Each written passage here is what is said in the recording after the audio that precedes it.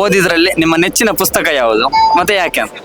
ನಾನು ಓದಿದ ಹೆಚ್ಚಿನ ಪುಸ್ತಕಗಳಲ್ಲಿ ನೆಚ್ಚಿನ ಲೇಖಕರು ಅಂದ್ರೆ ತೇಜಸ್ವಿ. ಅಂದ್ರೆ ಪರಿಸರಕ್ಕೆ ಹತ್ರದದ್ದು ಮತ್ತೆ ನಮ್ಮ ಡೇ ಟು ಡೇ ಲೈಫ್, ನಮ್ಮ ದಿನನಿತ್ಯದ ಜೀವನದಲ್ಲಿ ಹಾಸುಹೊಕ್ಕಾದಂತಹ ಕಥೆಗಳೇ ಅವರ ಕಥೆಗಳು. ಅವರ ಜೀವನದಲ್ಲಿ ನಡೆದ ಹಾಗೆ ಹೇಗೆ ಪರಿಸರದಲ್ಲಿ ಹೇಗೆ ಇದಾಗ್ತದ, ಕೃಷ್ಣೇಗೌಡ ನಾನೇ ಆಗಿರ್ಬೋದು, ಕರ್ವಾಲ್ ಆಗಿರ್ಬೋದು, ಪ್ರತಿಯೊಂದು ಕೂಡ ಪರಿಸರದ ಕತೆ, ಪ್ರತಿಯೊಂದು ಕೂಡ ಅವರ ಇದನ್ನು ನಾನು ಹೆಚ್ಚು ತಗೊಂಡು ಓದ್ತಾ ಇದ್ದೇನೆ, ಹೆಚ್ಚು ಇಷ್ಟಪಡ್ತಾ ಇದ್ದೇನೆ. ಆಲ್ ಟೈಮ್ ಫೇವ್ರೇಟ್ ಅಂದ್ರೆ ಭೈರಪ್ಪನವರದ್ದು ಆವರಣ. ಯಾಕೆ? ಅದು ಅಷ್ಟೊಂದು ಅಂದ್ರೆ ಈ ಹಿಂದೆ ಓದಿದ್ದಕ್ಕೂ ಆವರಣ ಓದಿ ಆದ್ಮೇಲೆ ನನ್ನ ಒಂದು ಬೌದ್ಧಿಕ ಮಟ್ಟ ಏನಿರ್ಬೋದು ಅದೆಲ್ಲ ಸ್ವಲ್ಪ ಬದಲಾವಣೆ ಆಗೋದಕ್ಕೆ ಅದೊಂದು ಕಾರಣ ಅಂತ ಹೇಳ್ಬೋದು. ಹೇಗೆ ಬದುಕಬಹುದು ಸಮಾಜದಲ್ಲಿ, ಎಲ್ಲವೂ ಸುಖ ಅಂತಲ್ಲ, ಎಲ್ಲವೂ ದುಃಖ ಅಂತಲ್ಲ, ಆ ಎಲ್ಲವನ್ನು ಫೇಸ್ ಮಾಡಿ ಹೇಗೆ ನಾವು ಬದುಕಬಹುದು ಅಂತ ಹೇಳ್ಬೋದು ಸ್ಫೂರ್ತಿ ಕೊಡ್ತಾ ಇದೆ. ಓದುವ ಆಸಕ್ತಿಯನ್ನು ಕಡಿಮೆ ಆಗಿದೆ ಹೆಚ್ಚಾಗಿದೆ? ಆವರೇಜ್ ಇದೆ. ಈಗ ನನ್ನಂತ ಅಂದ್ರೆ ಕೋವಿಡ್ ನಂತರನೇ ನಾನು ಓದ್ಲಿಕ್ಕೆ ಸ್ಟಾರ್ಟ್ ಮಾಡಿದ್ದು. ಹಾಗಾಗಿ ಯುವ ಜನರಲ್ಲಿ ಮೊಬೈಲ್ ಅನ್ನೋದೊಂದು ಸೈಡಿಗೆ ಬಿಟ್ರೆ ಈಗ ನಾವು ನೋಡ್ತಾ ಇರ್ಬೋದು ಇಲ್ಲೆಲ್ಲ ಯುವ ಜನರ ಪಡೆಗಳೇ ಇರುವಂಥದ್ದು.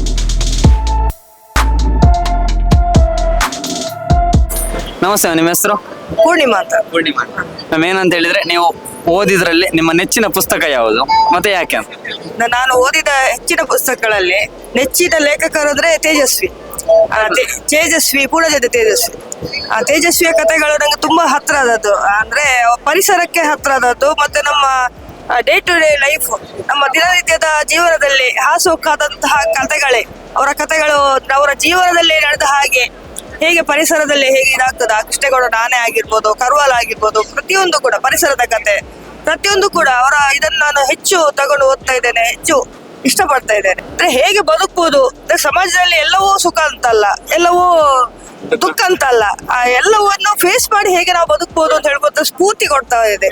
ಯಾವಾಗಲೂ ನಮ್ಗೆ ಜೀವನದಲ್ಲಿ ಒಂದು ನಿರಾಸೆ ಆದಾಗ ಕೂಡ ಈ ರೀತಿಯಲ್ಲಿ ಬದುಕು ಇದೆ ಅಂತ ಹೇಳುವಂತದನ್ನು ತೋರಿಸಿಕೊಡ್ತಾ ಇದೆ ಈ ಪುಸ್ತಕಗಳು. ಇದು ಎಲ್ಲ ನಮ್ಗೆ ಈಗ ನೋಡಿ, ಈಗ ನಾನು ಇಲ್ಲೇ ನೋಡ್ತಾ ಇದ್ದೇನೆ, ನಾನು ಕೂಡ ಹಾಗೆ ಹೆಚ್ಚಿನ ಪುಸ್ತಕಗಳು ಇದು ಬೇಡಪ್ಪ, ಈಗ ಪುಸ್ತಕ ಓದೋ ಪುಸ್ತಕ ಟೈಮ್ ಇಲ್ಲ ಅಂತ ಹೇಳ್ಕೊಂಡು, ಟೈಮ್ ಇರುವುದು ಅಷ್ಟೇ, ಮುಂಚೆ ಹೇಗೆ ಇಷ್ಟಿದ್ದ ಅಷ್ಟೇ ಇರುವುದು, ಅದೇನು ಹೆಚ್ಚಾಗ್ಲಿಲ್ಲ ಕಡಿಮೆ ಆಗ್ಲಿಲ್ಲ. ಯಾಕಂದ್ರೆ ದಿನನಿತ್ಯದ ಒಂದು ಜೀವನದಲ್ಲಿ ನಮ್ಗೆ ಮೊಬೈಲ್ ನೋಡುವಂತಹ ಒಂದು ಮುಖ್ಯವಾಗಿ ನಾವು ಹೇಳೋದಾದ್ರೆ ಮೊಬೈಲ್ ಅಂತ ಹೇಳ್ಬೋದು. ಖಂಡಿತವಾಗಿ ಅಂತ ಹೇಳಿದ್ರೆ ಅದರಲ್ಲಿ ಬೇರೆ ಬೇರೆ ವಿಷಯಗಳು ಸಿಗ್ತದೆ.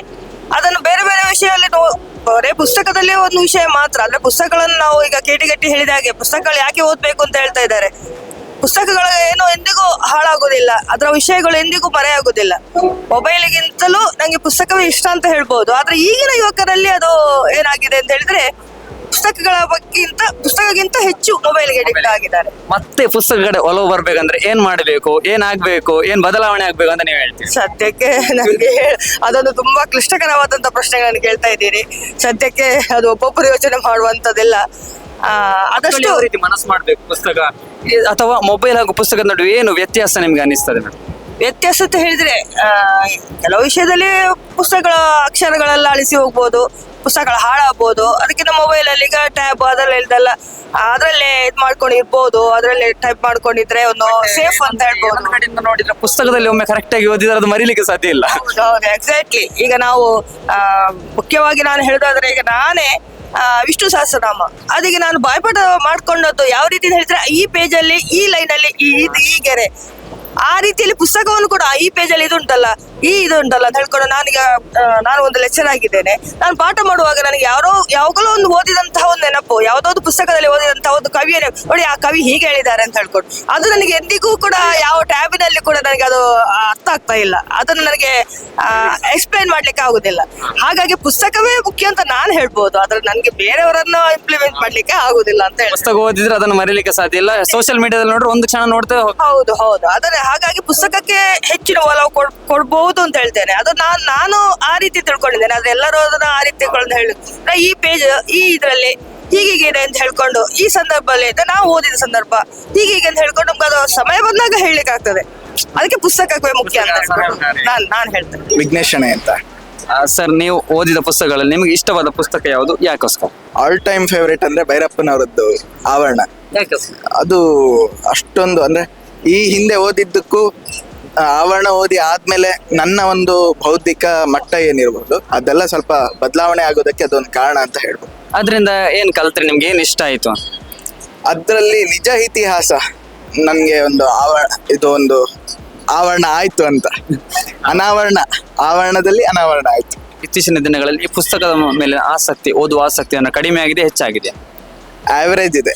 ಈಗ ನನ್ನಂತ ಅಂದ್ರೆ ಕೋವಿಡ್ ನಂತರನೇ ನಾನು ಓದ್ಲಿಕ್ಕೆ ಸ್ಟಾರ್ಟ್ ಮಾಡಿದ್ದು. ಹಾಗಾಗಿ ಯುವ ಜನರಲ್ಲಿ ಮೊಬೈಲ್ ಅನ್ನೋದೊಂದು ಸೈಡಿಗೆ ಬಿಟ್ರೆ ಈಗ ನಾವು ನೋಡ್ತಾ ಇರ್ಬೋದು, ಇಲ್ಲೆಲ್ಲ ಯುವ ಜನರ ಪಡೆಗಳೇ ಇರುವಂತದ್ದು. ಜಾಸ್ತಿ ಜನ ಪುಸ್ತಕಗಳನ್ನು ತಗೊಳ್ತಾ ಇರುವಂತದ್ದು ಯುವಕರೇ ಅಂತ ಹೇಳ್ಬೋದು. ಆಸಕ್ತಿ ಇದೆ. ಆಸಕ್ತಿ ಇದೆ, ತೊಂದರೆ ಇಲ್ಲ. ಹಾಗೆ ಓಕೆ ಸರ್, ಧನ್ಯವಾದಗಳು. Thank you.